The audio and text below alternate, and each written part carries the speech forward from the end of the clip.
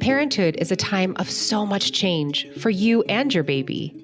A little reliable information can go a long way towards making this new life a good life. I'm Jessica Rolph, and this is My New Life, a Lovevery podcast.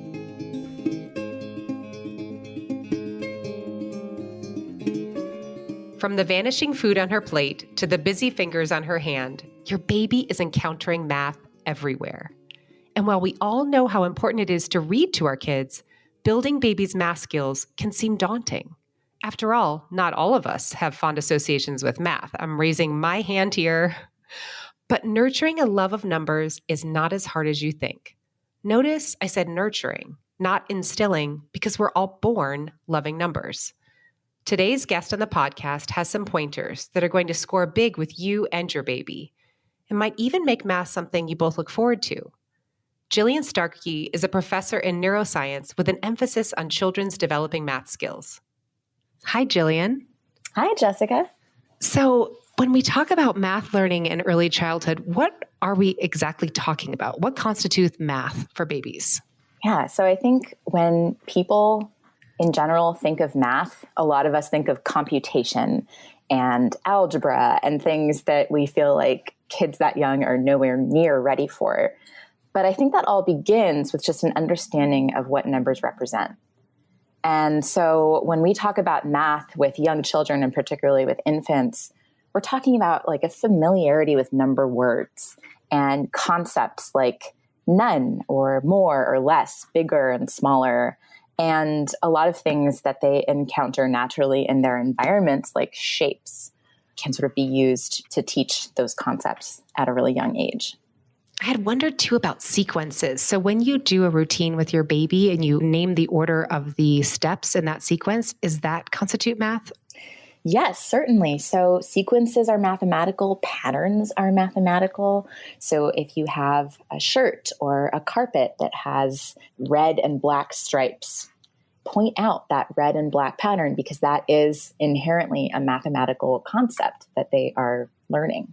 I remember when I first met you, I was just so blown away by thinking about math for my baby. And it's something that I really did associate with school, with the classroom, preschool. So why is it so important to build these basic number skills at home with our babies?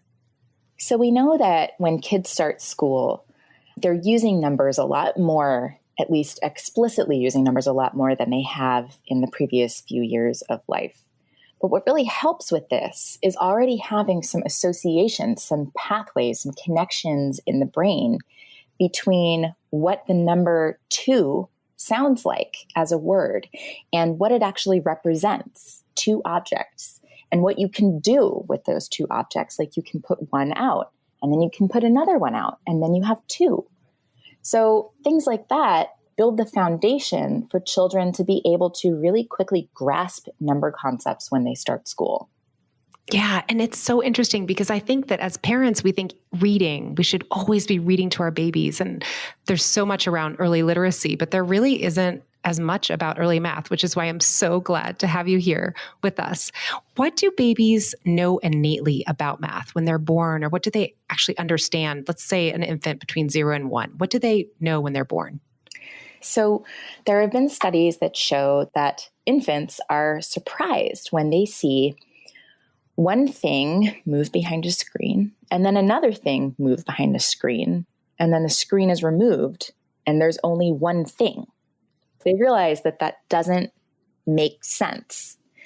And so they inherently understand the difference between one thing and 2 things. And that might seem like not much because they're just very small numbers.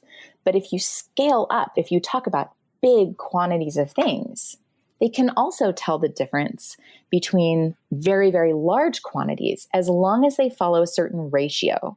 So as long as one group of things is twice as big as the other, they can tell that that's bigger. What can we do to build math skills in our infants? So let's imagine like from 0 to 1, what are the favorite things that you're doing with Oliver right now? So one thing I'm doing is I'm counting everything with him. There's a book that we read, and this kind of gets back to your point, Jess, about focusing on books and literacy and feeling like you might be neglecting math.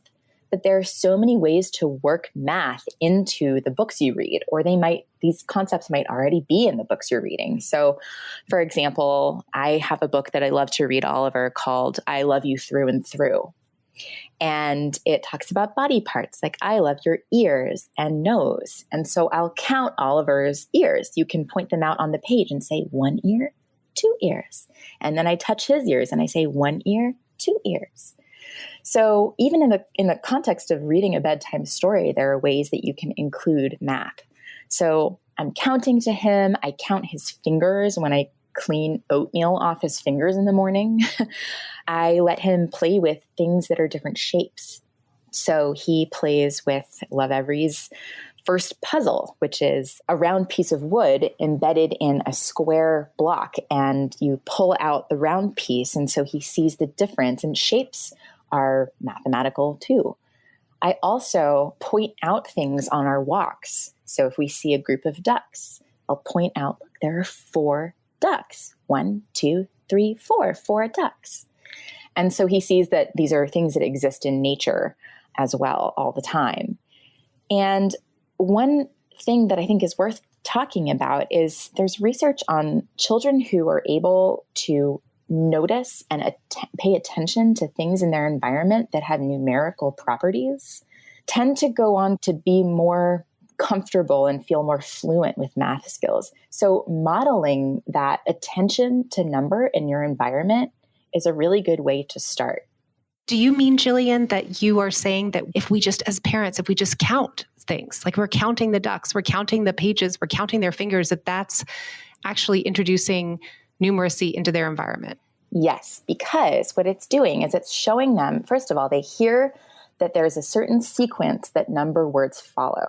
And that's really important for later when they start to count things by themselves.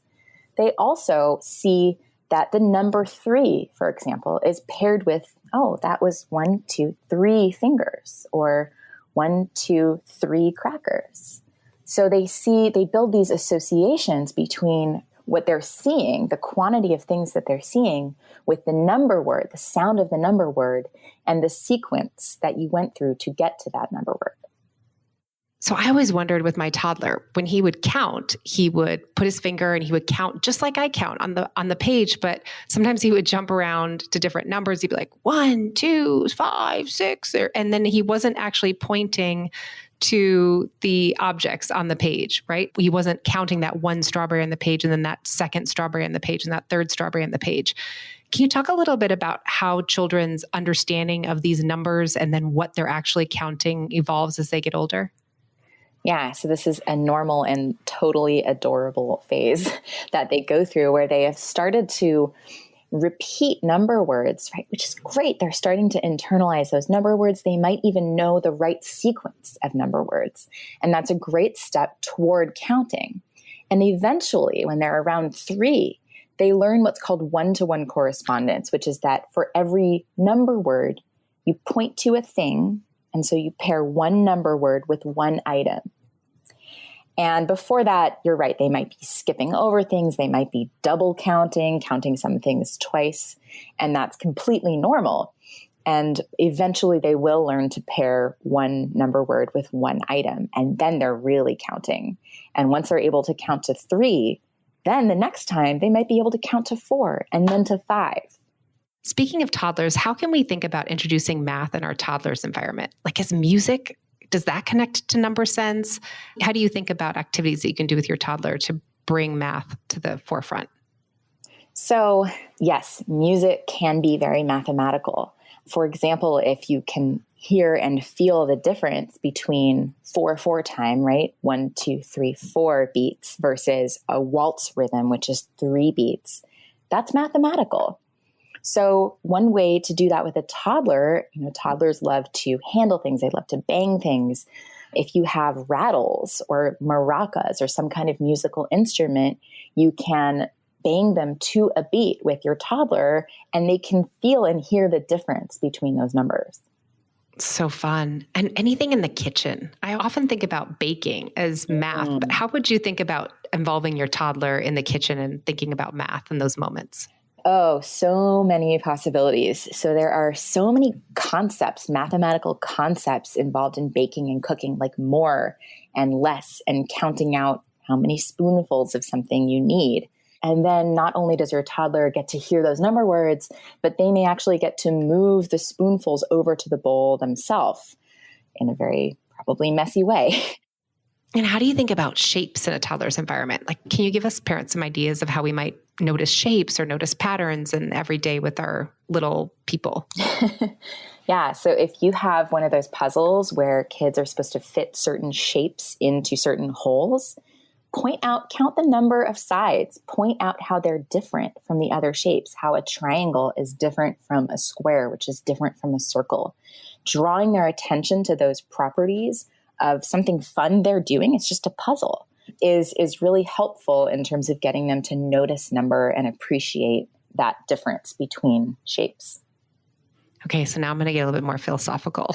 So lots of people, including me, have some degree of math anxiety. What would you say to parents who are just like, I had my own struggles of math in childhood, and I always have this insecurity that I didn't quite get it. How do we coach these parents into feeling empowered to teach math to their children? That's a great question, because there have been some recent studies showing that kids really pick up on our anxiety and our emotions about things. And so if you have anxieties when you're trying to introduce numerical concepts with your kids, they might notice that. And so one way to think about it is just reframe it for yourself. So you're not doing math time, right? You're just mentioning numbers, mentioning easy things that are already in their environment, and you're just pointing things out. You're not responsible for teaching them big, complex mathematical concepts.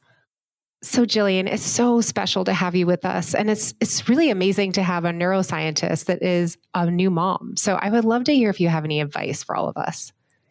So I would just advise you to remember that your kids' brains are growing and adapting and absorbing things all the time, and they're constantly making connections. So while it might feel like here I am telling you that you have to sit down and do math time, or there's, this additional responsibility, something more that you have to fit into what already feels like a really short day, it's not necessarily that way. So there are a lot of ways to, when you start to think about what math actually is and all of the things that are mathematical, there are a lot of ways to incorporate that into what you're already doing. Gillian, thank you so much for being with us today. It's been so fun. Thanks so much for having me. Okay, I don't know about you, but I'm feeling a whole lot more inspired to bring math into my kids every day at home. Here are a few of Gillian's tips. Takeaway number 1. Once you start thinking about math in a broader sense, you discover that math is everywhere.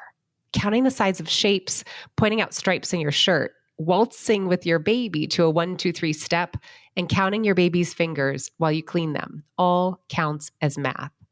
Find excuses to count anywhere with your baby. Takeaway number 2. This is fascinating. Your baby has an innate understanding of math. They inherently understand the difference between 1 and 2, and they can pick out a larger quantity if it is double the smaller quantity. Takeaway number 3. Your positive attitude around numbers and math will rub off on your kid. For more suggestions on activities that involve your baby with math, go to Lovevery's blog at lovevery.com.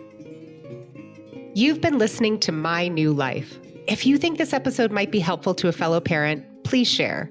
And if you'd like to learn more about the topics discussed in today's show, head over to lovevery.com. That's LOVEVERY.com. I'm Jessica Rolph. Thanks for listening.